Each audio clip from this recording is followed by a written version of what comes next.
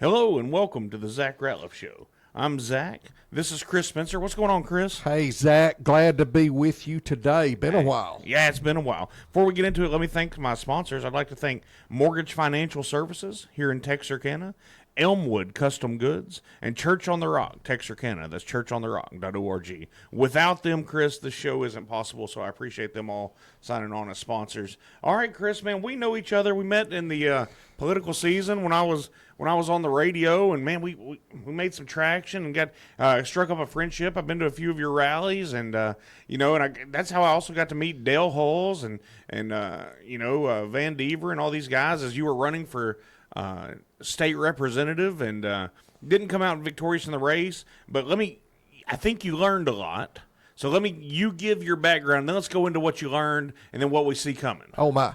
Well, I learned that you have to be thick-skinned. Oh, no doubt. To run for office, and I wasn't thick-skinned at the beginning, but I'm thick-skinned now. Right. And so I learned that. My background is I'm a businessman. I own and operate Crump's Food Center in Linden, Texas. Right. We've got a big meat department there, and that's what we're known for. I've got some friends that drive down there to buy their meat. Yes. We've got a good following from Texarkana and Bowie County. We're very, very grateful for that. But my background is a business background.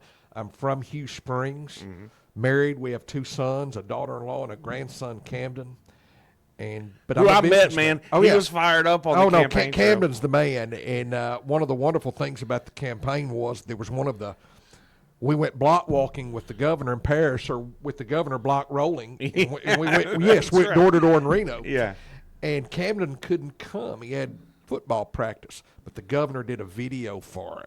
Oh, and awesome. said, "Hey, I missed you. I sent it to Camden," and Camden got a lot of mileage out of that. You know, he likes to tell people he and the governor are friends. Yeah, no, absolutely. So anyway, it was a wonderful time for me. Well, you introduced me to the governor. That was good. Yes. It was nice seeing the way all that worked, and it was a wonderful experience. Let me tell you. But there was a lot of the experience. It didn't fall your way, but I think some of the principles that you espoused are still being craved here in Northeast Texas. Well, I'm a conservative. Yeah. And I'm a conservative because I'm a businessman. A businessman has to meet a payroll. Right. And a businessman can't operate in a deficit for very long, like the government does. Fortunately, the state of Texas doesn't operate right at a deficit. We'll talk about that a little bit later. Yeah. But I'm a businessman. I'm a conservative businessman. As I said in the campaign, I signed the front of the check. Yeah. Not the back of a check. Right. And so that's a big difference. That's correct, and that shapes my core philosophy. Well, and I believe in. Yeah, let me say this. Like I said, Gary Van Deaver, I know Gary. He came on my other show multiple times. He's going to come on this show, and I don't know his future plans. Gary Van Deaver's a nice guy. And I've told him to his face he's a nice guy. I've also told him, hey, I don't always agree with the way you vote, and I'll tell you the same if you vote for a way that I don't know, and I think you know that. But there's something about conservatism and being a business person and having to meet a payroll and understanding that we need our state really to just get out of our way at times, cut some regulation, and allow us as business people to thrive that is missing in Texas state legislature overall. And then we need people with the conservative convictions to get there and have conservatives do work. Correct. Not sell out to the Democrats. That's right. And then let them run Austin. That's exactly right. And you mentioned that Gary is a nice guy. He is a nice guy. And he's a fine gentleman, and I enjoyed times with him. Right. Obviously, before we ran, it changed the nature of the absolutely. relationship. But philosophically, he and I differ on a lot of issues. Right. And he's obviously not as conservative as me. I think the record bears that out. As for what his future plans are, I'm assuming that Gary is running this time. Right. I haven't heard different. And as they say in politics, you're running until you're not. So we look forward to a spirited campaign, and hopefully it'll be a gentler, nicer campaign than what it was. You know, we had a lot of third parties that were involved in it. Right. Were throwing stones from Gary's side that Gary didn't have anything to do with, and I didn't have anything to do with, and so it caused a lot of bitter feelings. But let me say that the stone throwing was equal opportunity on both sides. It wasn't just our side. Right. Oh, absolutely. Yeah, they were tossing stones is a polite way to put it. Absolutely. And then, of course, Dale was in there, man. Dale was mixing things up, and Dale Hulls, and golly, he made a big impact on the race, too. And let me say this much. There was a forum or two that Dale certainly outperformed Representative Van Deaver and myself. Dale showed out. Dale and I have become such good friends, and he is as sharp of a policy man as there is in Austin. And if you want the straight story on the good and the bad of policy, talk to Dale. And he's been very helpful in refining what our campaign issues are, what's important to Texans, but even as important, what can and can't get done in Austin and what has to be changed down there, which is part of the culture. I will say, Zach, that the 25 or so freshmen that were elected to the House is the greatest cultural shift in 50 years in the Texas House, and it's been a net positive. That's what I've heard. For instance, they say that this was the most conservative session ever. I don't know that it was the most conservative session ever, but let me say that it was more conservative principles were passed in this session than in the previous session. Right. And I lay that at the feet to those wonderful freshmen that were elected: Brent Money, Mitch Little, Janice Holt, Katrina Pearson, Mike Alcott, a lot of them. Yeah, and came in, and I almost feel like they were sabotaged by the leadership of the Rhino wing of our party by them giving away some of the power when, hey, the people put conservatives in. Well, not only the people, but the grassroots had such a huge impact. And the grassroots had the impact on being able to do away with Democratic chairs. Now, the Democrats did get vice chairs, and they had more power than what I would want to see in a legislative body that's overwhelmingly Republican. Yeah. But it did move a little bit more in our favor, and as we elect more conservatives, it will more or less level the playing field. And I think that's what we're looking for. Yeah, and here's what I always say, and everyday listeners of the show will know. I always say, this is the thing I like about Democrats is all Democrats ride together. Oh, they do. And my friend Denny Burdine, who's a historian that I have on, he says Democrats are like hired cowboys. They ride for the brand. They circle the wagons. Absolutely. They circle the wagons. They ride for the brand. That's who they are. Republicans, 50% of Republicans are also Democrats. And so they're only with us when we don't need them. That's correct. And Zach, I don't know how old you are. Yeah. But I can 39. tell you. Okay, 39. I'll be 40 this year. Okay. And there's nothing wrong with 40. I'll be 60 in December, and it sounds younger and younger every day. I'm a December baby, too. There you go. I can remember that whenever you were going to vote, whether you voted in the sheriff's race in Bowie County or Cass County, you had to vote in the Democratic primary. No one ran as a Republican. And so there was conservative Democrats back then. Absolutely. Conservative Democrats an oxymoron now. I don't know hardly any conservative Democrats. Well, the Democrat Party of my grandmother is not the Democrat it's not Party your of today. grandfather's Oldsmobile. It's not your grandfather's Democratic Party, whether it was Jim Chapman as our congressman or Wright Patman. Wright Patman would turn over in his grave at some of the policies of the Democratic Party now. Right. But you're right.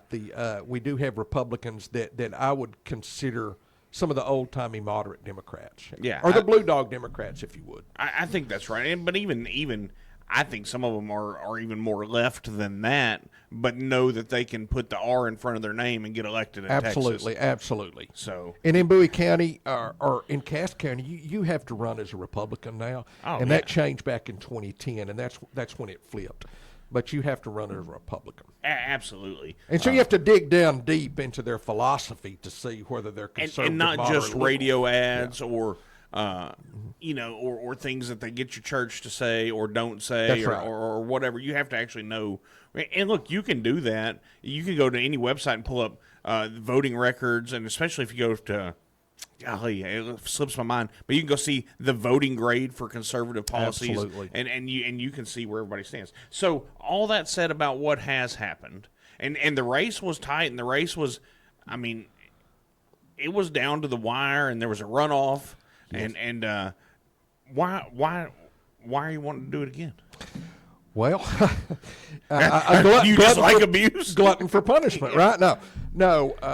In let me say this: that sometimes you have to be thick-skinned at home too. But my wife is my best friend in life and is in the campaign 100%. You know, she's a nice lady to meet and just precious. Yeah. In fact, she introduced me at the last rally that the governor was there. She introduced me, and then some of the people came up and says, "Hey, why don't you have her speak and you not speaking?" And that's Debbie. She's just beautiful, and she's just got it going on in style and grace.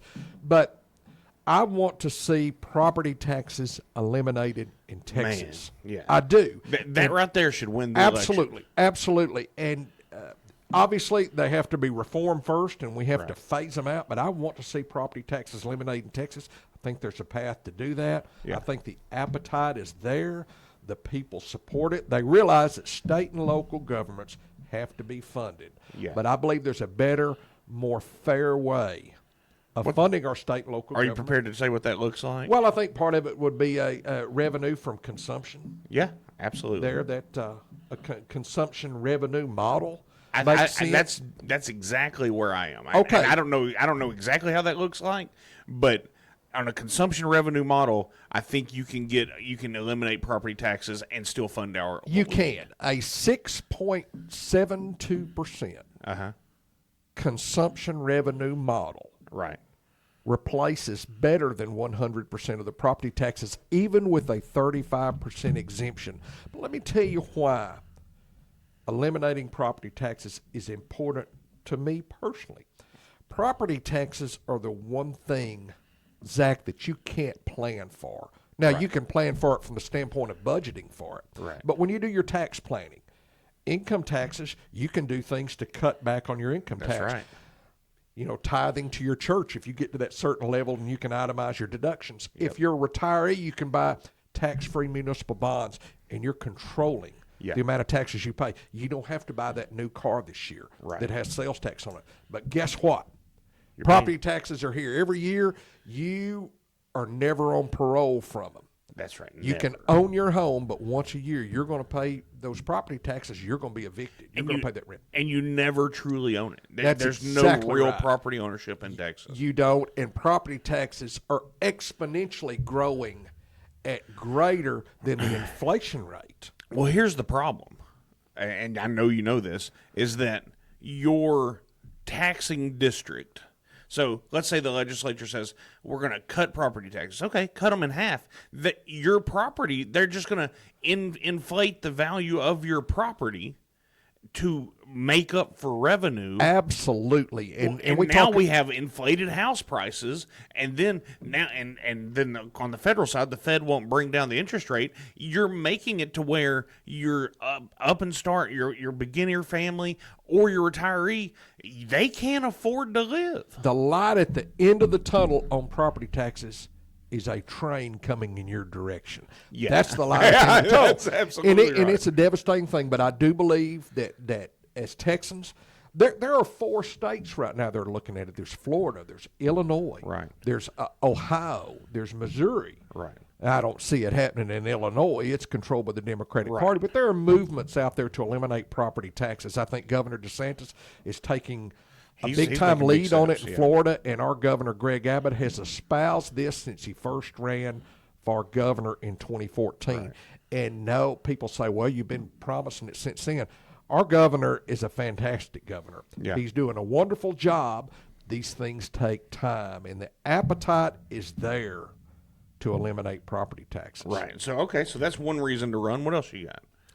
Well, obviously, I believe that East Texas needs a conservative state representative. And let me say, I say that's one reason to run. If that's the only reason it's to run, not. Okay, I'm okay with it. Okay, I've got you there. but here's where part of my passion is too, and it's right there with the property taxes, and that is eliminating the Marvin Nichols Reservoir from the State Water Plant. It's been in there over 50 years. Right. It's still there. There's people that literally, some of them won't build a barn in Red River County for fear that their land is going to get taken away from them. And that is no way to live. Folks have been fighting that for years. And let me say this, Texas, there is plenty of water in Texas, and there will be plenty of water needs in Texas. But those needs can be met by sources other than building a 66,000 acre lake in Red River County and taking another 200,000 acres of land for mitigation. Well, so I agree. Let me push back some, and then let me play this out. Number one, if the water's going to Dallas, all they have to do is pull water out of their own lakes in Dallas for consumption, which they do not do. I mean, so they can start by sourcing their own water that they have all around Dallas. Absolutely. Instead of saying that that's for recreation and not for not for municipal use. So that's just crazy. Well, just go take a look at Cooper Lake. Yeah. And you can see what happens there. They'll drain Cooper Lake and make sure that Ray Hubbard stays full. Right. But, okay. So then my pushback is, and I had this conversation with somebody a week or two ago, and this is just a different way. I hadn't looked at it this way. The only natural lake in Texas is Caddo Lake. So every other lake, including here in Bowie and Cass counties, which is Wright-Patman Lake, are man-made. So at some point, there's got to be reservoirs made. So how do we address this? Well, here's the thing. Reservoirs are somewhat outdated, but they still have to be part of your water plan moving forward. Where I think we're seeing momentum move, Zach, is toward desalinization. And some of that already takes place on the Red River and Lake Texoma. There's desalinization that takes place there because that is a salty water there. The Gulf of Mexico has enough water to meet the needs of Texans forever. What a crazy thought. What a crazy thought. And Bill Ward, who's a friend of mine, Ward Timber Company's advocated that desalinization plant at Galveston forever. And it's futuristic. It's going to cost money, but this latest session of the Texas legislature, they are appropriating at least $1 billion a year moving forward for water development. It's going to cost a lot, but this is the direction Texas needs to be. We pipe everything else across Texas, correct, from oil to natural gas to whatever you want to do. Piping water shouldn't be that hard. You're absolutely right. It takes energy to do it, of course. Right. But in the piping of water, there's also trade-offs that are involved in it. And it has to do with basin transfers of water and so forth. But Texas is resilient and they can do those things. But desalinization, is a much more. It's almost like the consumption revenue model. It's a much more fair way of meeting those needs. Right. Oh, and let's hit back on the consumption revenue model in case someone doesn't understand what that is. However much you consume, that 6% of taxes goes on that. If you don't want to pay that 6%, then consume less. Correct. And that consumption revenue model comes at different levels of production on it before it hits the retailer's shelves. Right. And obviously there are details that will have to be worked out on it, but Representative Jay Dean in Longview, by no means a hardcore conservative, is proposing this 6.72% revenue model, and I think correctly so. I think this makes sense for the nationwide income tax as well. Because conservatives have pushed that value-added tax forever because it's and people say it's regressive, but it depends on who you talk to of whether it's regressive or not. But it's certainly fair. Absolutely, because if you're wealthy, you buy more expensive things. That's correct. And so you pay more taxes. Exactly. If you're poor, you buy less and less expensive things, so you pay less taxes. Or there's a limit that you don't, even on the revenue model. So it just makes sense. And just remember, as we talked about before, you're more in control of your tax situation. You're not going to escape taxes. No. But you can control them. In a property tax situation, you can't. You're at the mercy of your appraisal district. And we all got these memos in the mail, $51 billion in property tax cuts.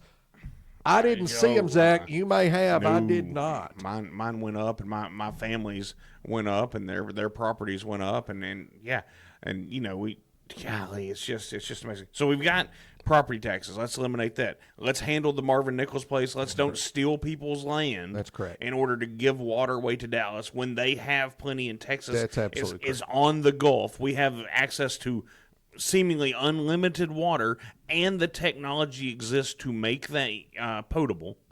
So we've got that. So are those your two main issues? They're the going two in here? main issues, but one of them is being addressed big time now in the special session of the Okay. legislature, and that is taxpayer-funded lobbying. Okay, I and would what does that mean? Well, here's what it means. Taxpayer-funded lobbying, let's just say that a city or county will hire a lobbying firm to go and lobby the legislature to enact or pass certain things or oppose certain things that may benefit the county or the city. Right. And in a perfect world, there's nothing wrong with lobbying.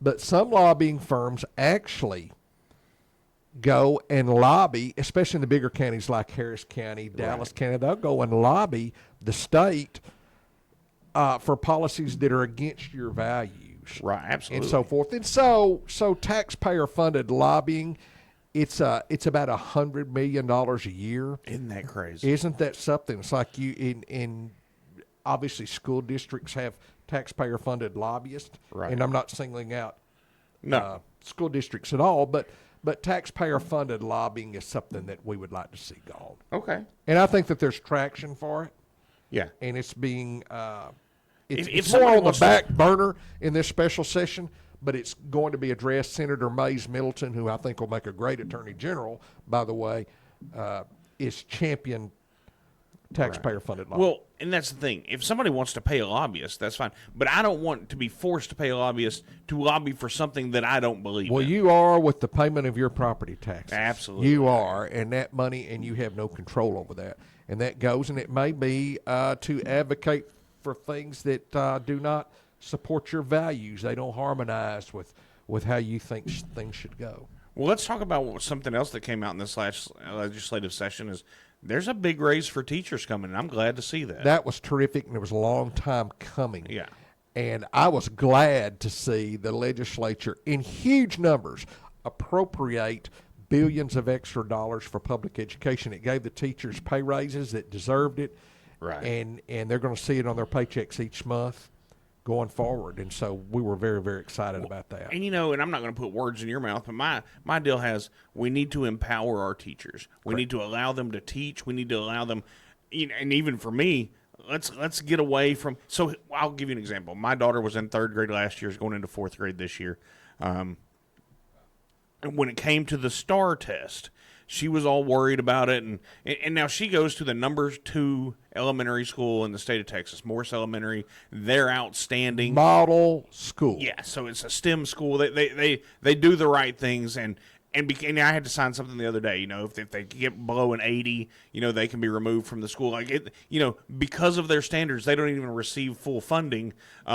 Because they're so rigorous in their standard, and that's okay. But so she was all worried. She's like, "Hey, we've got the STAR test coming, and it's real important." I said, "Whoa! It's important for the teacher because that's how they're graded."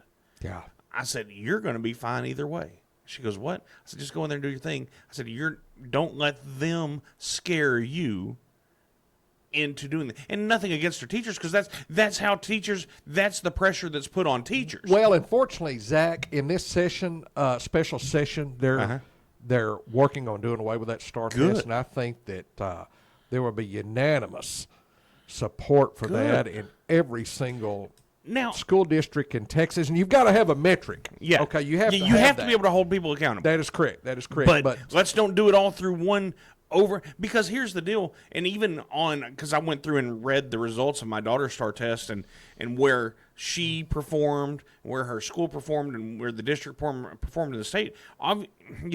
Just by nature of the type of school she goes to, being a STEM school, they carried the district, and which is what that school was designed to do. If you look, we don't have to get into all that, but they definitely carried the district. They're above their district average. They were well above their state average. And so I tried to show them, like, see, this is why it didn't matter in your case, but golly, let's get some metric that you can carry that isn't one standardized test. Let's allow school boards to teach and do what they need to do. Well, and let me say this. When I was growing up, and I was in elementary school or junior high or high school, we had achievement tests. Right. Which I think that the STAR test model and years back, the TOS test and so I was a forth have victim taken of the those TOS places. test. There you go. That's right. I spoke to a wonderful friend of mine that I graduated from high school with, and she was a counselor. She was a public school teacher forever, then became a counselor, and she told me that so much of the teacher's time that in the year was spent devoted to Right. that STAR test. It wasn't that way when I was growing up, and we all did pretty well. So Yeah, that's right. Yeah. It's just a wild thing. Anyway, glad to see the teachers got a raise. Glad to hear that the STAR test could be going away. Yes, there does have to be some accountability, but let's get back to teaching kids values, Texan values, American values. And fortunately, East Texans does that very we have well. great schools We here. do. We do. Okay, well, that's good. Well, okay. So, one thing I noticed when we talked about was the governor came in. He rallied for you. I was glad to see that. I'm not sure that it carried the hit that you thought it would, but it was glad to get to meet him. I'm glad to see his border policies. I'm glad to see the new Trump administration's border policies. And the border's still important in Texas. And I'm in the real estate industry, and so a lot of Texas's real estate issues are housing given up to illegals. There are 2 million illegals in Texas, and so that's a big part of what we have to deal with in our housing prices and with our property taxes and everything else. Is the governor going to be on board with you again this time? Is that where we're going? Do we know yet? Well, I hope so, but the governor operates on his own timetable, and obviously I'm a big supporter of the governor. Right. I would covet his endorsement when that time comes, but I've been made no promises by the governor's staff at all. I know at the present time he's endorsing incumbents. You see one or two of them each day that he's endorsing, and but so far he hasn't, to my knowledge, endorsed any challengers yet. But we obviously would love to have the governor's support. Now, you made a reference earlier to somebody that would make a good attorney general. Who was that? Mays Middleton. Mays Middleton is a state senator. He is from Galveston, and he is running for attorney general. Obviously, Attorney General Ken Paxton's running for the U.S. Senate. And I've got a funny story to tell you about that. Yeah, go ahead. We get into it. We're going to talk about Ken Paxton for a second. He's certainly been in the news a lot. But this past October, October of 24, my wife and my business partner, here's a wife, we're in Las Vegas. We're watching college football. And I get a phone call from Sid Miller. Okay. And Sid says, hey, you might tell everybody who Sid is. Sid Miller is our Texas Commissioner of Agriculture, a big supporter of mine, very popular agriculture commissioner. You see Sid Miller in that hat, he's a farmer, he's a rancher. Yeah. He's an ag commissioner. He had an ad for you. Oh, absolutely. Yeah. He was great. But I get a call from Sid in the morning, and he says, hey, President Trump is going to be in Austin. He's going to do the Joe Rogan podcast. Which, man, that helped. Oh, Trump huge. Second only to Zach Ratliff, okay, as far as That's right. That's right. So anyway, he says, hey, can you come to Austin? I thought, man, I'm going to come to Austin to a rally. We're going to wait 5 hours to get into the stadium. He goes, no. It's just going to be a small room. It's not being advertised. There'll be 150, maybe 200 people there. So my best friend and I, we got on the plane, flew to Texas, and we got to see President Trump. We didn't get to shake his hand, but he comes in, I mean, like a rock star. Oh, yeah. Should have seen him. And I've got pictures of it. It's great. He comes in. He doesn't have a red tie on. He has a yellow tie. Okay. But he is on his way to the Joe Rogan podcast, and he spoke to us in there. But let me tell you, when he introduced state officials, he introduced Sid. People clapped. He introduced Dan Patrick, our lieutenant governor. Yeah. Solid conservative. That's absolutely. And Commissioner Don Buckingham, Senator Ted Cruz was there, and he introduced these people. When he got to Attorney General Ken Paxton, the place erupted in cheers. And Ken Paxton is well liked. Let me tell you something. I didn't realize the level of grassroots support that he has out there, and he's extremely popular. And I think he'll be our next United States Senator. You think it happens? I do. I think he wins the primary and he wins the general election. I know there's been stories about him and so forth that have come out about marital status and this, that, and other, but that has obviously no bearing on me or my.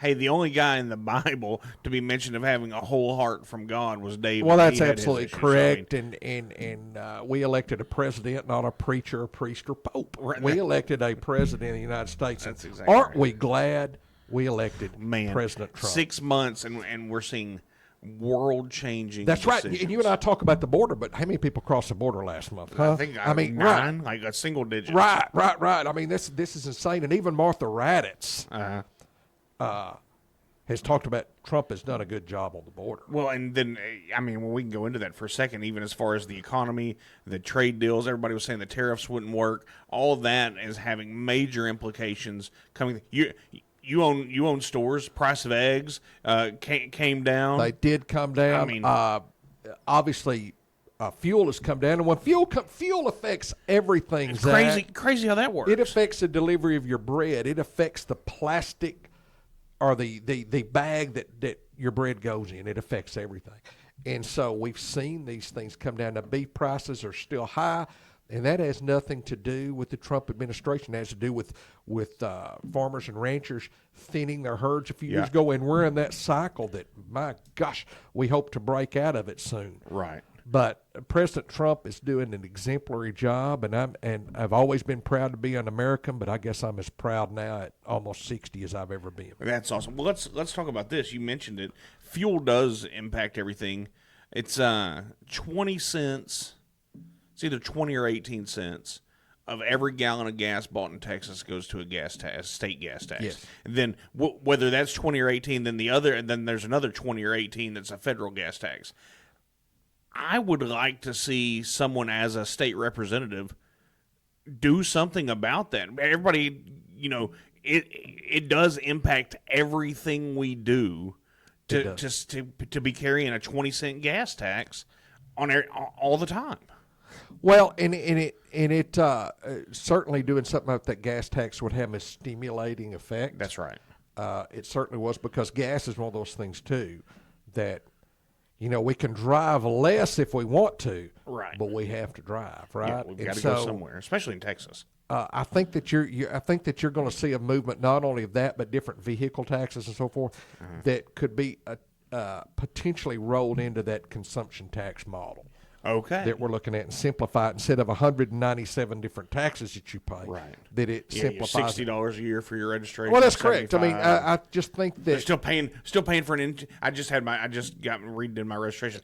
Still had to pay the $10 for the inspection. They don't even have to get an inspection. That's correct. Now it's just a tax. Yeah, that's exactly right. And so I think that there's obviously that appetite that we spoke about for simplifying the tax model. Okay. And I think it would eliminate a lot of bureaucracy too. Would you agree? Yeah, if we eliminate some bureaucracy. That's right. So going forward, where do you want to see Texas going, and East Texas for that matter?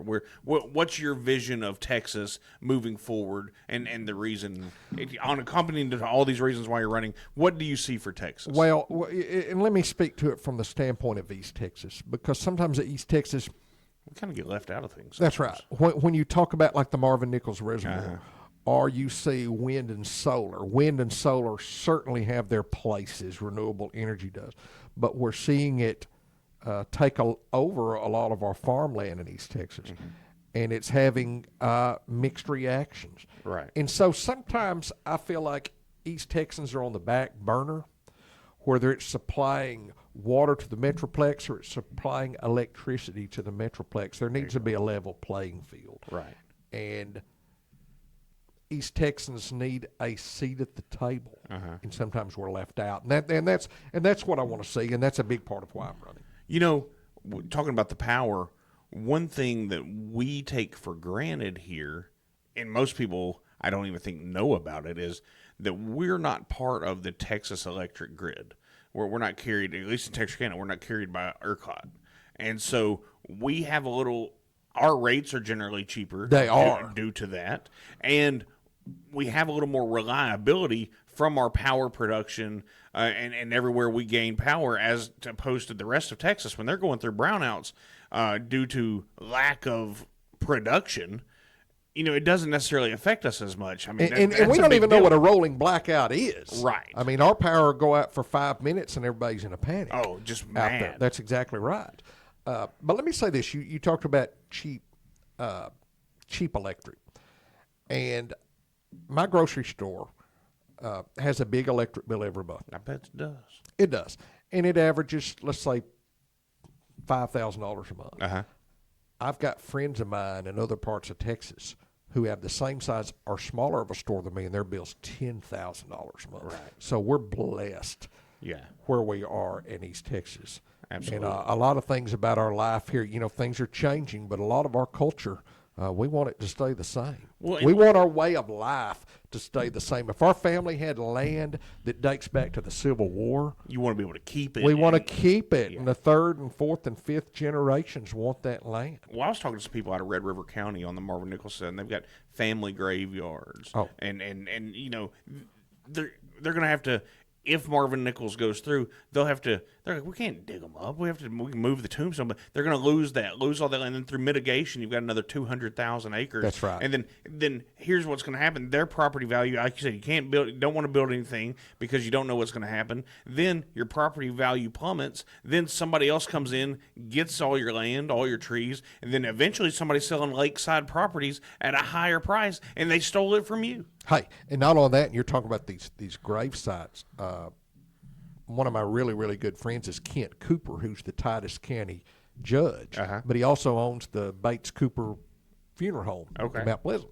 And Judge Cooper and I and our ladies had lunch Sunday after church, and we were talking about that. He's definitely as opposed as I am to Marvin Nichols Reservoir, but from the standpoint of owning a funeral home, he talked about how horrible it is to move graves and so forth. He says that one day when he's buried, he's told his kids, you never move it no matter what. Just do not do that. Yeah. And so there's cultural resource things that have to be done that most people have no idea what's involved in it. Yeah. And so the bottom line is we don't need to build the Marvin Nichols Reservoir. No, yeah, we need to stick up for our property rights, both in Marvin Nichols and in property taxes.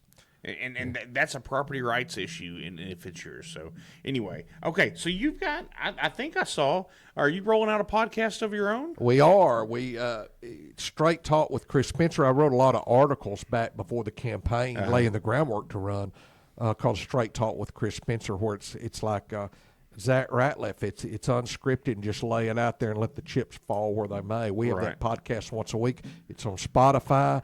It's on local radio stations in Lamar County, and we're going to get it throughout the rest of House District 1. Okay. But even after we're elected, we want to have a weekly podcast, and we're speaking on state, federal, local government, but specifically Texas politics and Texas government.